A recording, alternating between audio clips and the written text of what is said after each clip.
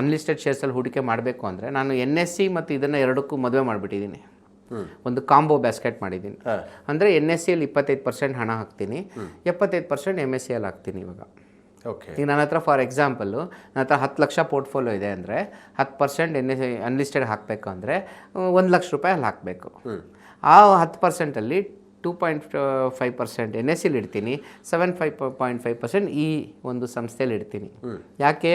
NSE ಅಪ್ಪ, ಇವನು ಮಗ. ಅಪ್ಪ ಚೆನ್ನಾಗಿ ದುಡಿತಾ ಇದ್ದಾನೆ, ಮಗ ಈಗ ತಾನೇ ಬೆಳೀತಾ ಇದ್ದಾನೆ. ಮಗ ಅಪ್ಪ ಮಗನ ನೋಡ್ಕೊಳ್ಬೇಕು. ಸೊ ಈ 25-75 ಮಾಡಲಲ್ಲಿ ನಾನು ಇನ್ವೆಸ್ಟ್ಮೆಂಟ್ ಶುರು ಮಾಡಿದಾಗ ಏನಾಗುತ್ತೆ, ನಾವು ಹಾಕಿರೋ ಹಣನ ಪ್ರೊಟೆಕ್ಷನ್ ಅಪ್ಪ ನೋಡ್ಕೊಳ್ತಾನೆ. ಕರೆಕ್ಟ್. ನಾವು ಹಾಕಿರೋ 2.5% will take care of our capital. ಅದೊಂದು 4 ಪಟ್ಟು ಹೋದರೆ ನಮ್ಮ ಕ್ಯಾಪಿಟಲ್ ಅಸಲು ಬಂದುಬಿಡ್ತು. ಆ 75% ಎಲ್ಲಿ ಮಗನ ಮೇಲೆ ನಾವು ಹೂಡಿಕೆ ಮಾಡಿದ್ದೀವಿ, ಅವನಿಗೆ 30 ವರ್ಷ ಭವಿಷ್ಯ ಇದೆ ಮೇಲೆ ಹೋಗ್ಲಿಕ್ಕೆ, ಅವ್ನು ನಿಧಾನಕ್ಕೆ ಹೋಗ್ತಾನೆ ಅನ್ನೋದು ನನ್ನ ಒಂದು ಥಾಟ್ ಪ್ರೊಸೆಸ್. ಸೊ ಅಲ್ಲಿ ನಮಗೆ ಪ್ರಾಫಿಟ್ ಸಿಗುತ್ತೆ.